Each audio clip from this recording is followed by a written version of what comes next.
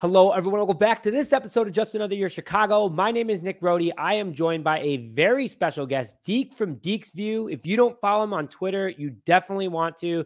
Some of the funniest takes, some of the best takes, and some of all the breaking news information for the Chicago Bears. Deek, thanks for coming on the show, man. Really appreciate it. Yeah, thanks for having me, boss. I'm happy to be here. So last season, not ideal, but the Bears could, 7 of our losses were by a touchdown or less. And there's a lot of promise there. Number 1 overall pick, got a bunch of stuff out, got a bunch of people out of it, got a lot of assets out of it. Do you think last season could have been better for the Bears? Justin Fields definitely took a leap, especially in this offense. But could last season have been a lot better for the Chicago Bears if they just had one wide receiver like DJ Moore? Man, honestly, that entire year could have been completely different. We would have been having a whole different offseason than what we had. I mean, just look at how many games. Like you said, we lost 7 one-score games, but look at all the games where we lost from dropped passes or muffed punts or fumbles or I think the Darnell Mooney catch in Washington that he bobbled it and then he caught it as he was going out of bounds. So I think if we had one wide receiver who Justin Fields could actually rely on to convert on those big plays, and we didn't have to rely on people who are coming off the practice squad to make big plays towards the end of the game. I mean, I don't, who knows how many games we would have won, but we definitely would have won more than 3.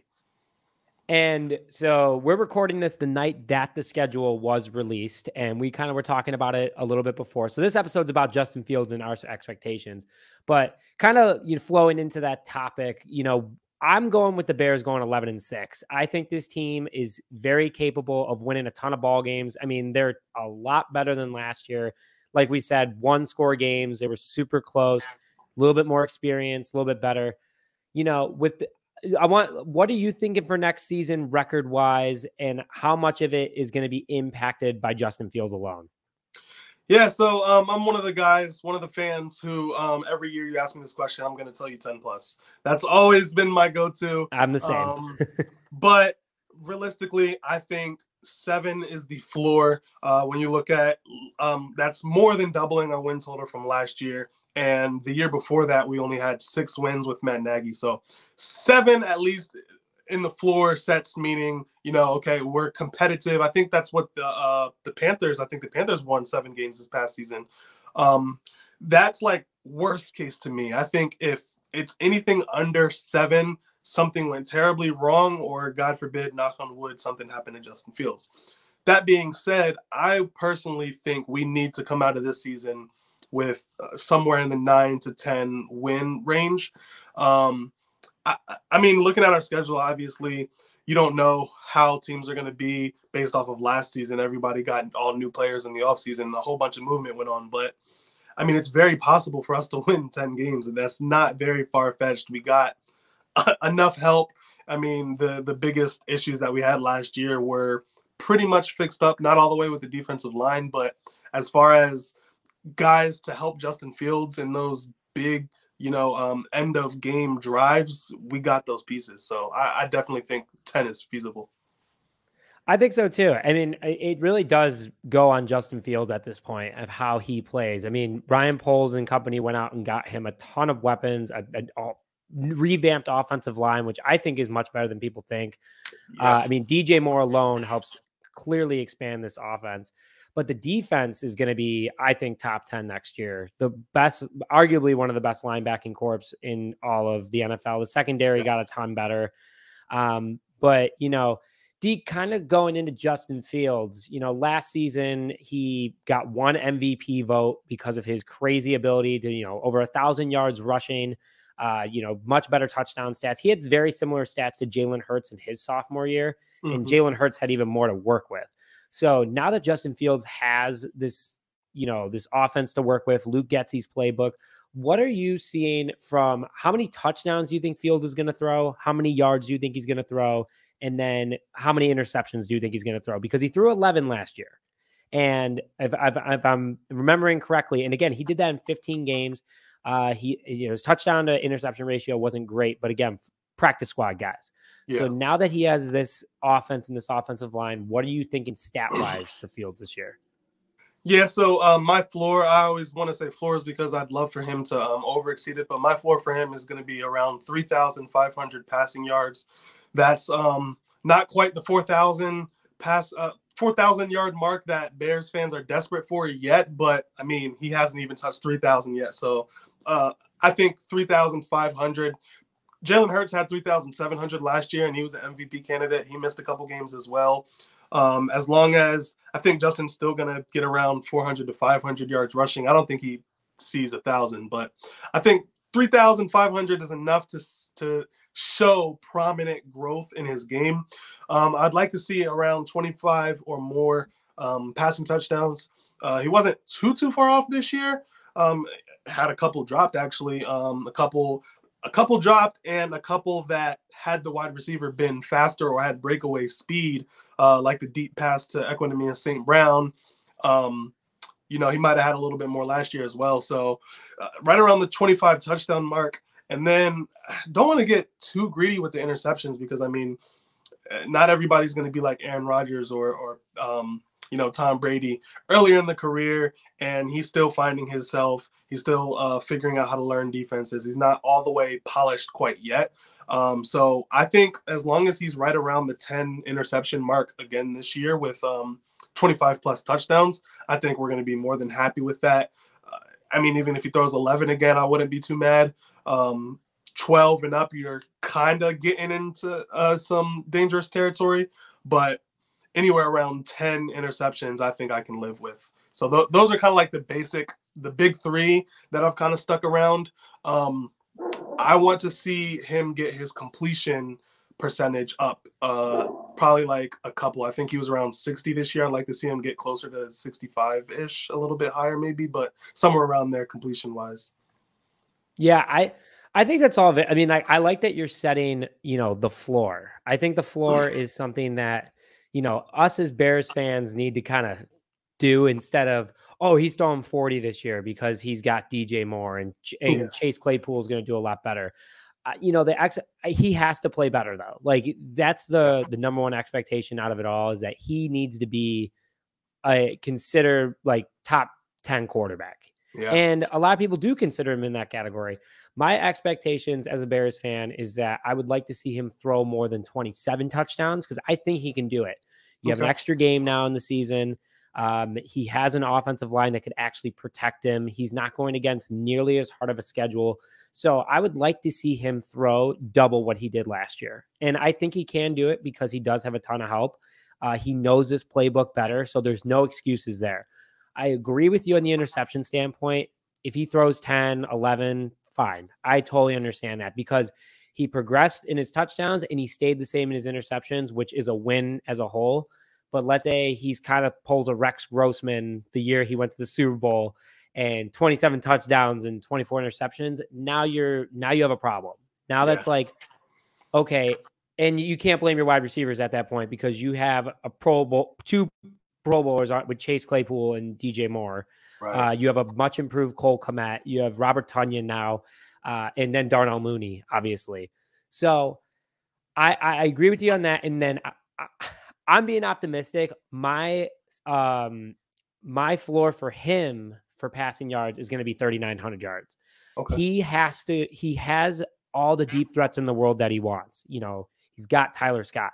He's got DJ Moore. He's got Darnell Mooney. He's got crazy speed that can go downfield and make plays happen. And I think that I would rather him take more risk. And if he does throw more interceptions, fine, as long as he's taking the risk because that's what Poles has given him. So that's my expectation of him. But, kind of going more into the leadership aspect of things, I think that Fields is a leader. He's doing a great job. He's, building that, foundation. Guys are working out Hallis Hall all season long. Yeah. From an expectation standpoint as a leader, he does wear that captain logo, and that's not just because he's the quarterback. What, from a leadership standpoint, do you want to see Justin Fields doing on and off the field in order to make the team better? Whether that be from a coach's perspective, a fan's perspective, what do you think he needs to do in order to get to that next level? Yeah, I mean, honestly, this might sound a little cliche, but I think he just has to keep being him. I mean, I followed him his entire career since his senior year in high school. I mean, they don't make him like Justin. they really don't. He's one of a kind. I mean, everybody he's around talks about it. Players around the league talk about it. People who he's never even played with, people who've just played against, just the type of guy he is. So with that being said, this is the first year, like you mentioned a little bit ago, that it's his second year in the same system. It's his first year since his last year in college, where he is in a second year of the same system, the same scheme, same language, same coaching. And since even going back since high school, he only in college, he transferred from Georgia to Ohio State. So the past 5 years have been a lot of change. So with one of the most certain off seasons that he's had in a very long time, I would like to see him teach a little bit more, being that guy to correct people maybe in the wrong spots.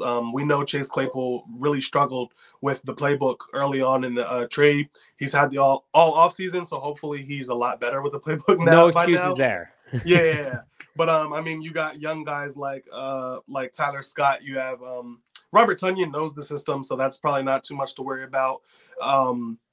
Then you got Roshan Johnson, you got Deontay Foreman, who's new in town. So I would like to see him be a lot of a step into more of a teaching role.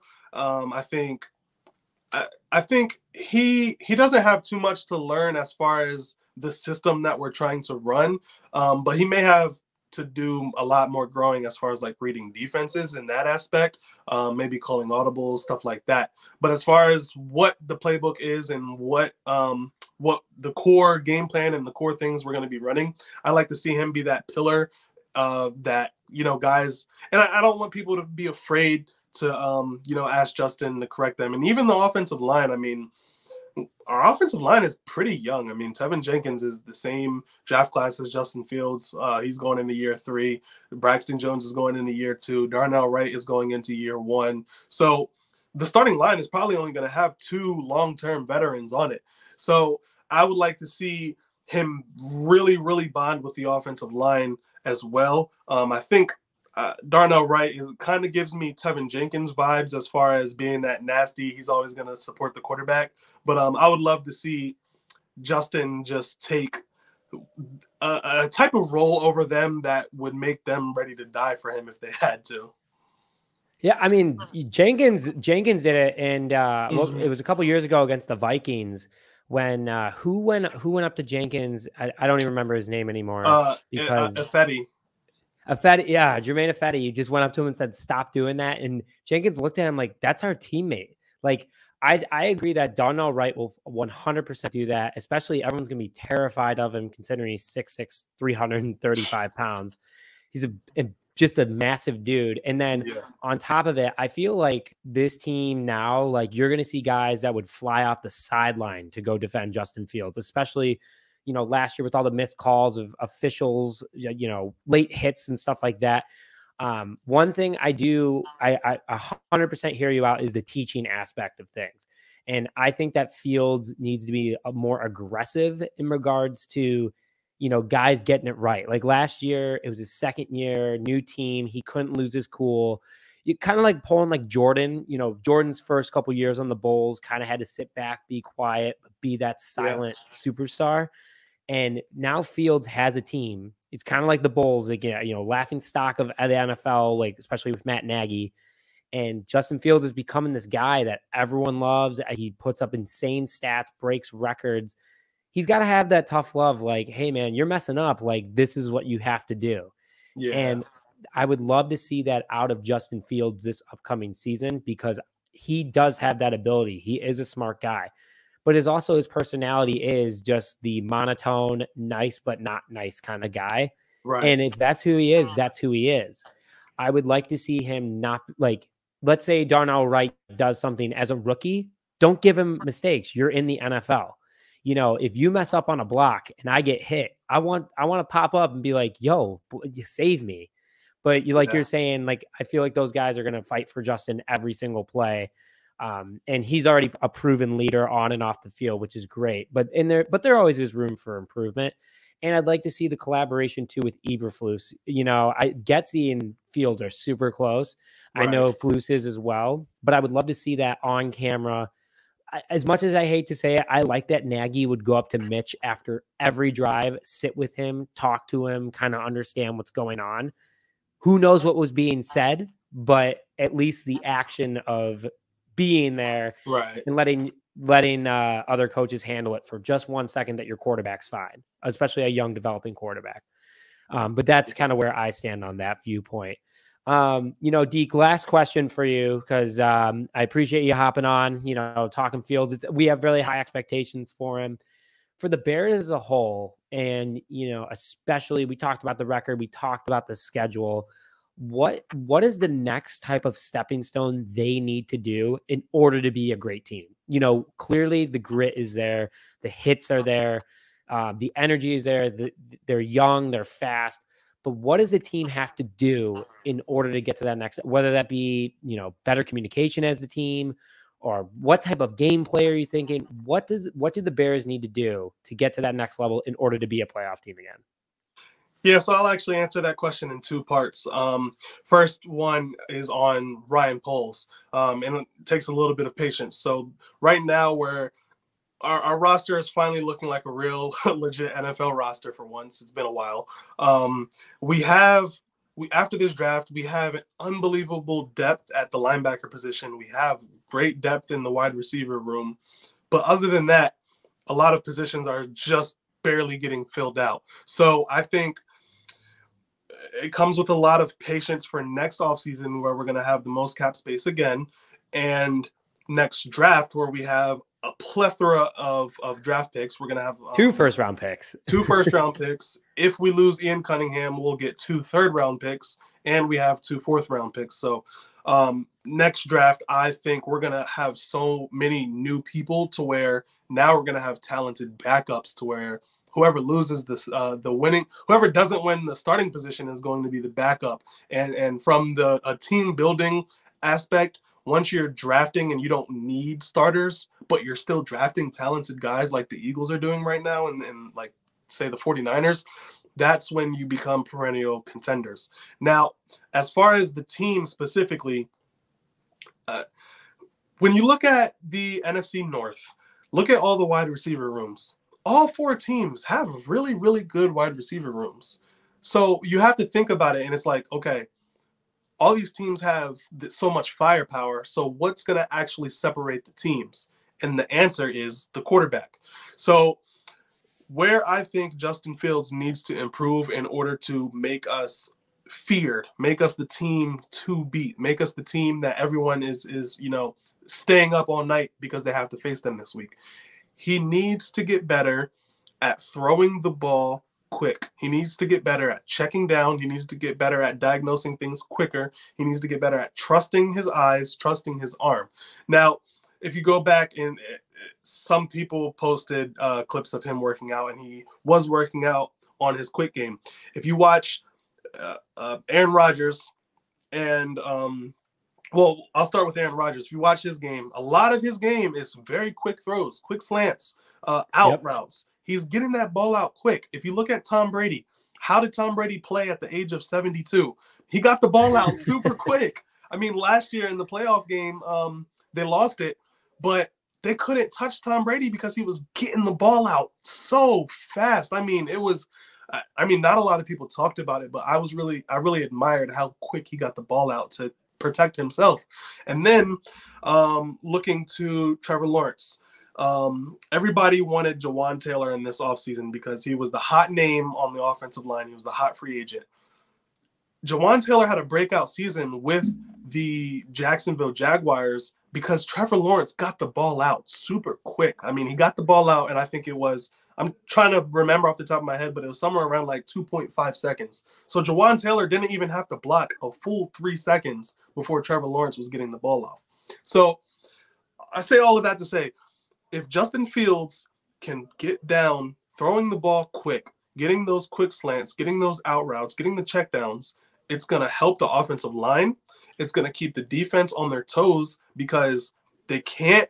They you're gonna have to spy him because you know he can run.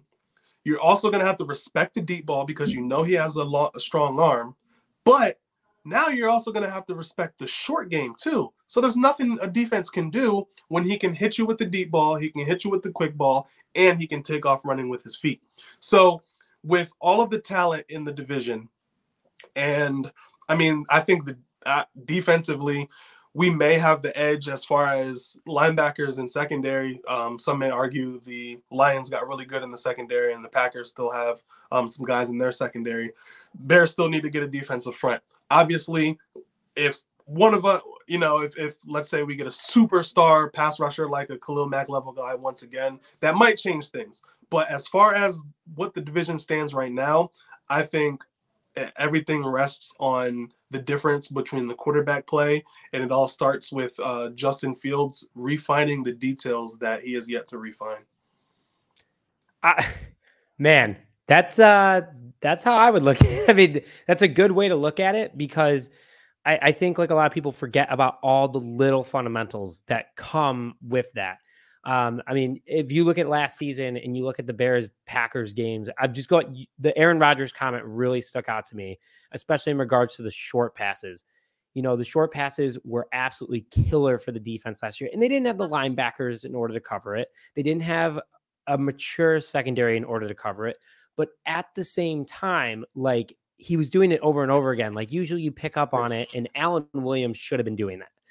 And on top of it, what makes that beneficial? The wide receiver rooms for all those teams.